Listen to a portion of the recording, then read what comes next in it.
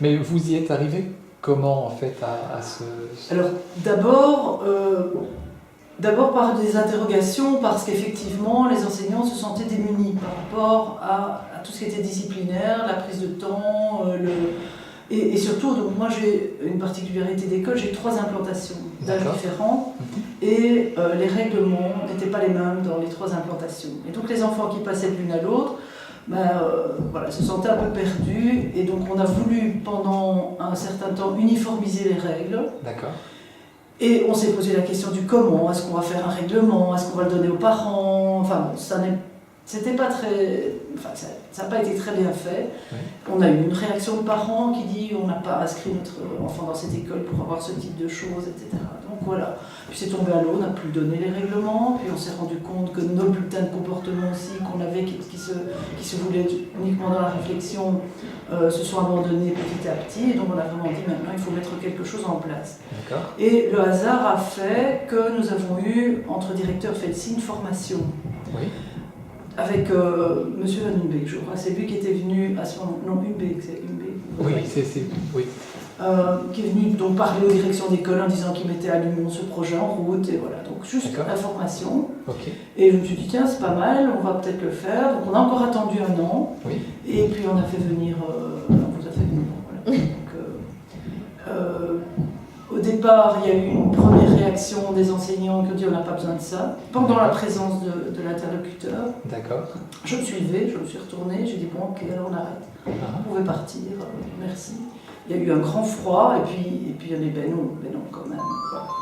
C'est comme ça qu'on est entré dans le projet, donc ça n'a pas été si facile. Oui. Ensuite, il a fallu travailler sur les 3 implantations, sur les zones, sur les couleurs, qu'on n'a d'ailleurs pas respectées, du moins les vôtres, mais ça n'a pas d'importance.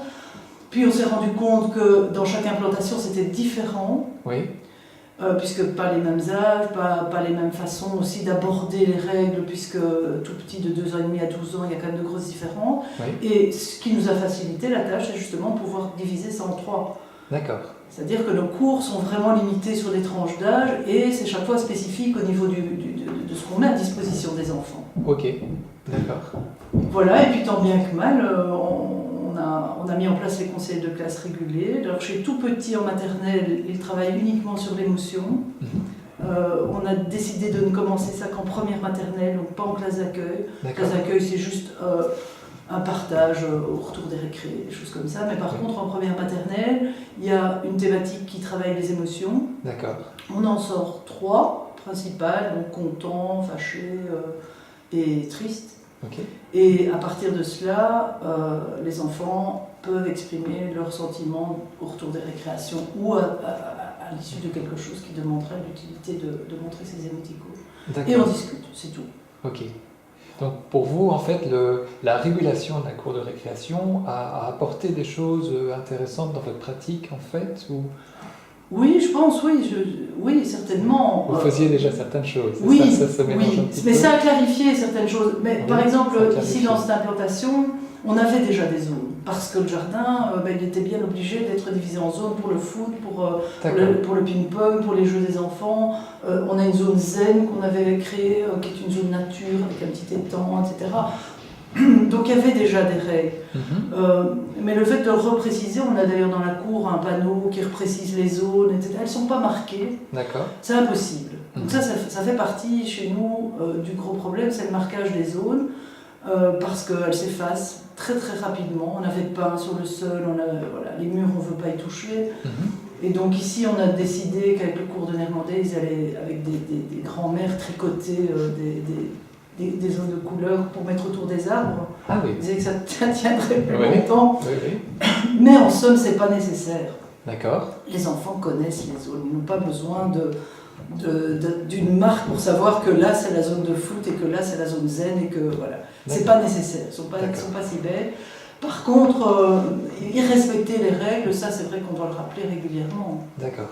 Okay. Alors, est-ce que ça a changé quelque chose dans l'ambiance des cours de récréation? Je ne suis pas sûre.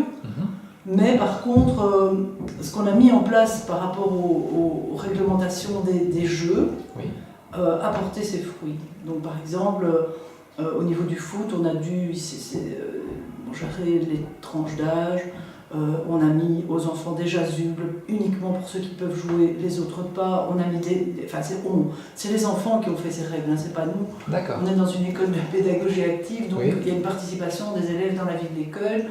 Et donc lors de conseils de classe, les enfants ont créé des règles et puis l'ont fait passer partout. Voilà.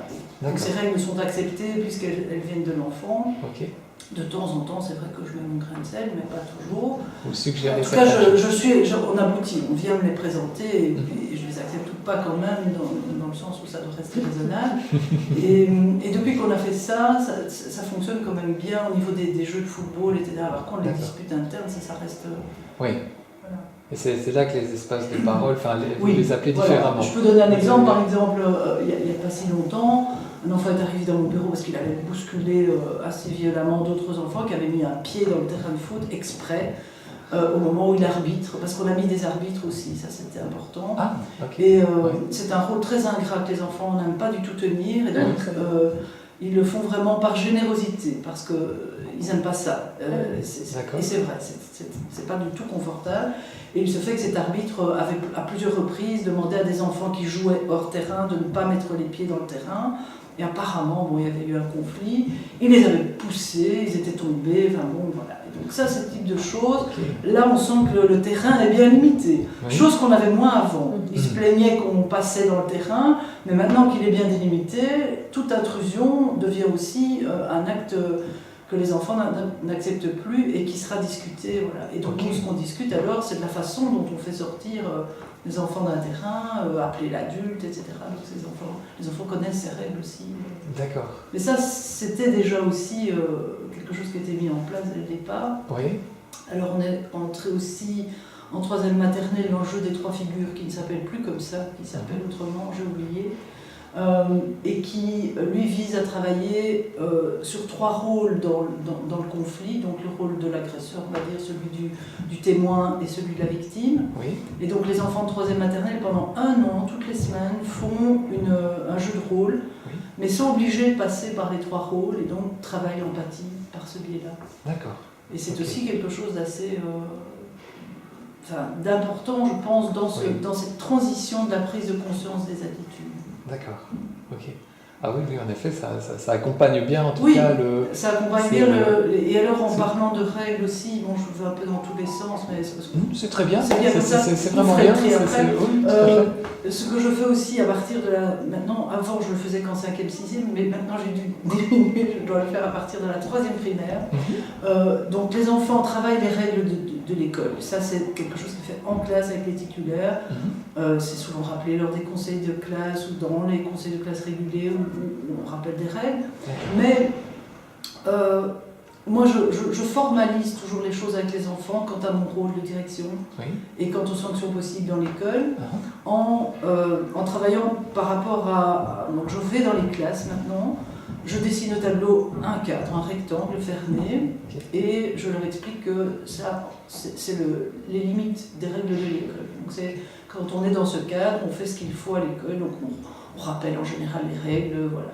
J'explique aux enfants que quand on est au centre du rectangle, on n'a aucun souci, tout va bien, mais que plus on va vers la limite du rectangle, plus on se met dans une position de je vais finir par dépasser une des règles. D'accord. Et puis je mets des points un peu partout sur le rectangle, en dehors du rectangle. Puis j'agrandis, je dis que le rectangle au-dessus c'est celui des parents, et puis celui de la société, etc. Et donc on explique comme ça cette liberté de se mettre où on veut dans un cadre. On peut se mettre au centre, comme on peut aller au bord, tester les limites, comme on peut en sortir. Mais qu'à chaque acte, il y a chaque fois quelque chose qui arrive. Rien si on est bien, ou bien des félicitations, et ça peut aller jusqu'à la sanction si on sort trop du cadre, même celui des parents. Voilà. Et aussi expliquer qu'il y a des choses qui sont autorisées dans d'autres cadres, mais pas dans le cadre de l'école.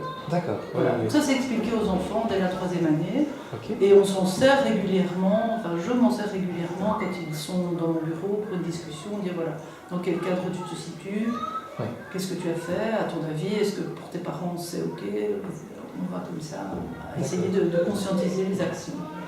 Donc vous ne faites pas à proprement parler en fait, parce que par rapport à la recherche, ils le définissent comme un conseil de discipline. Est-ce que malgré tout, certaines règles, certains principes du conseil de discipline vous ont semblé intéressants? Il me semble très formel et me fait plus penser enfin, c'est péjoratif ce que je vais dire, mais une sorte de tribunal, une sorte de... avec les parents, enfin, voilà.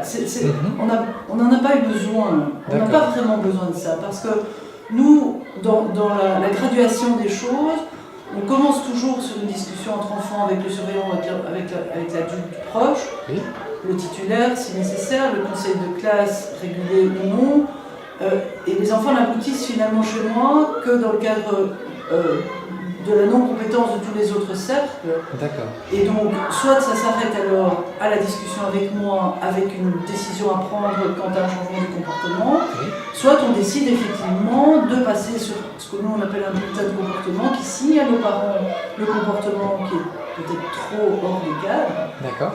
Alors à ce moment-là, les parents viennent ou pas, suivant la gravité des faits, et alors parfois on a effectivement les parents qui viennent avec le titulaire et moi, mais moi je ne l'appelle pas un conseil de discipline, c'est juste un entretien par rapport à un fait particulier. C'est rarissime.